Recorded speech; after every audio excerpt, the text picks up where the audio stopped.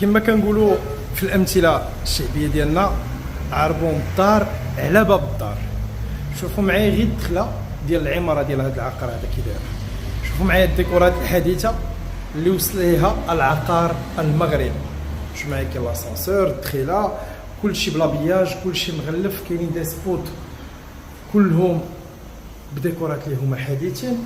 ونزيدوا شوف معايا المدخل ديال هاد الاقامه، واحده من الاقامات الرائعه اللي جيب لكم اليوم.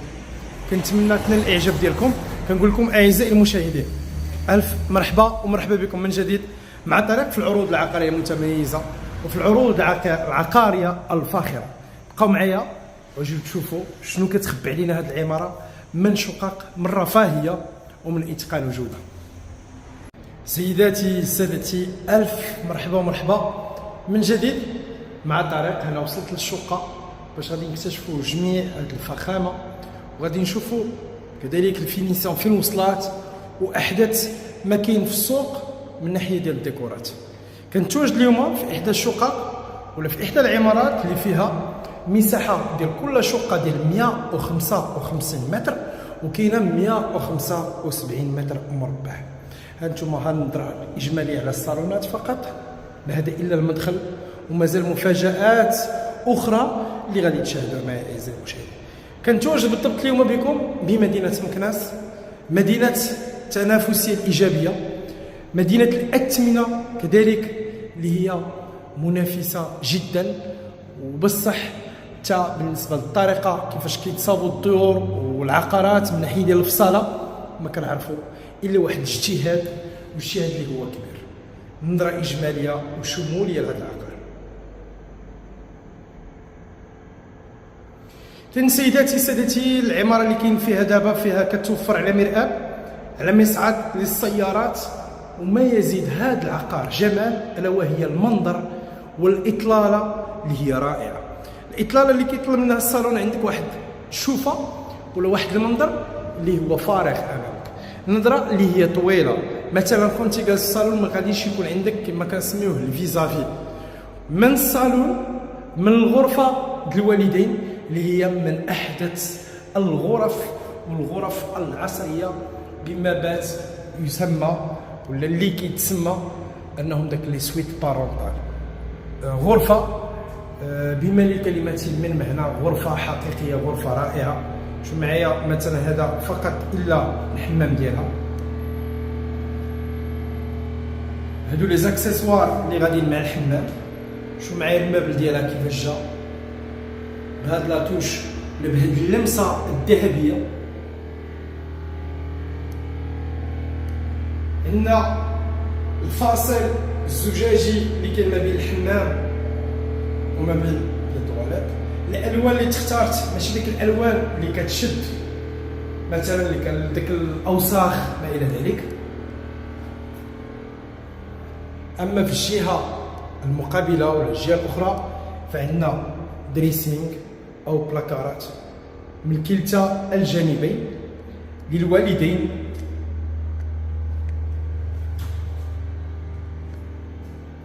كلتا الجانبين عندنا بلاكارات ومصاوبين مقادين بلاصه فين ممكن الانسان يحط الحوايج ديالو معلقين او يحطهم مطويين.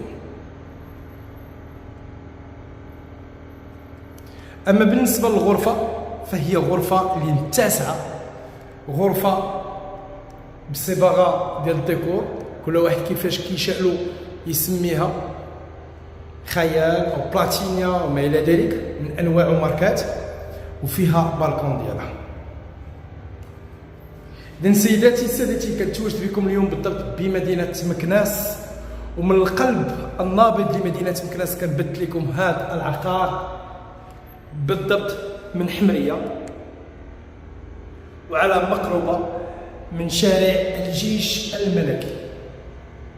اللي بغى يشوف هذا العقار عن كتب فما عليه الا الاتصال والتواصل معي وانا راه الخدمه. كنقول لكم راه مازال اشياء اخرى مازال ما شفناهاش في العقار ديال اليوم. نعاودوا دابا كنشوفوا الحمام اللي هو رئيسي. شفنا الحمام رقم واحد اللي كان الحمام اللي متصل مع الغرفه. عندنا المدخل هو هذا ديال العقار، وعندنا الصالون هو هذا.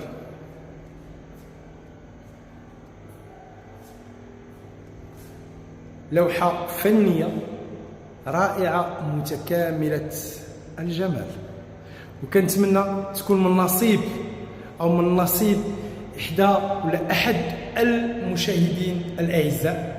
بالنسبة للأرضية فيها هذا النوع من الزليج اللي كيفوق في اللمعان ديالو الرخام، وكيتفوق على الرخام من ناحية ديال اللمعان ومن الناحية ديال المقاومة ديال الماء ومقاومة ديال مثلا فاش التقادم، فاش بكثرة الاستعمال الرخام كيفقد سورتو بعض الانواع كتفقد داك اللمعان ديالها. اما بالنسبه للزليج اللي عندنا اليوم فهو زليج اللي بصح واحد النوعيه اللي جديده والنوعيه اللي هي رائعه. مازال جمال في هذا العقار اليوم. شوف معايا هذا الطابلو هذا اللي دار في هذه التلفازه، موضع التلفاز اللي تحط بواحد الطريقه اللي هي انيقه وجميله. وصدقوني يا اعزائي المشاهدين راه ماشي مجامله، فاش كندخلوا العقارات اللي تتكون فيها اشياء اللي مختلفه على السوق فزعما راه ماشي من اجل الاطراء. شوفوا معايا المطبخ، شوفوا المطبخ كي داير. مي قبل ما غادي ندوز للمطبخ خليوني غير في الابواب والنوعيه ديال الابواب شكون دايره. الا هضرت كاع على لي بونيي ولا هاد المقابض اللي كيكونوا في الباب شكون دايرين. اما بالنسبه للمطبخ فهو مطبخ راقي، مطبخ فارغ، مطبخ رائع ما شاء الله الكريم الرحيم.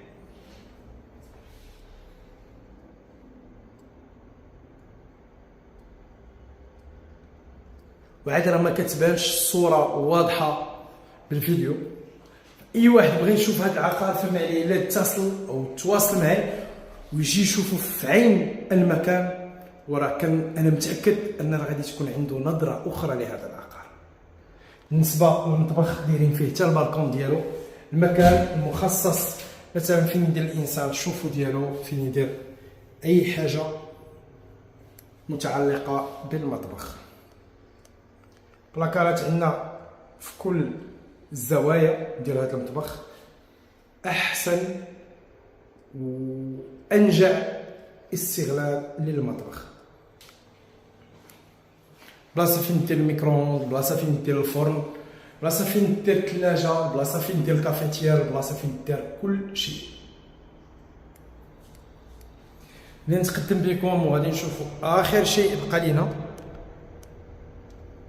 وغادي نشاهدوا اخر شيء بقى لينا الا وهو الغرفتين. وحنا غاديين في الزياره ديالنا، الزياره الافتراضيه لهذا العقار.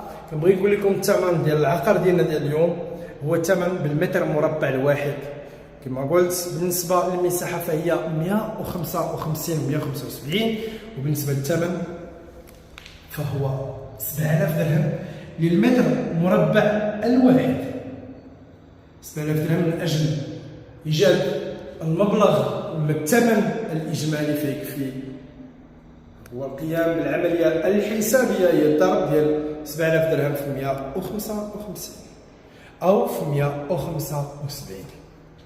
نتوما اعزائي المشاهدين كنقول لكم كان عندكم شي عقار بغيتو تحطوه في البيع، فانا رهن الخدمه، رهن الاشاره من اجل العمل واخذ تجربه ومغامره اخرى اجل العمل على بيع عقاركم.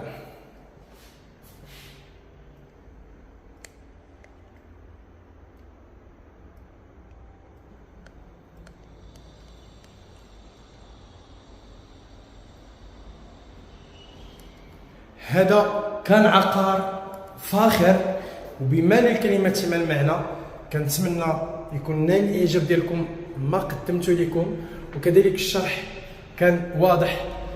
وكنتمنى اللي كنطلب منكم وما تنساونيش بالضغط على الزر ديال الاعجاب والاشتراك في قناتكم AVL. نقول لكم دمتم في رعاية الله، والى اللقاء في عروض مقبلة ان شاء الله مع طريقة اعزائي المشاهدين.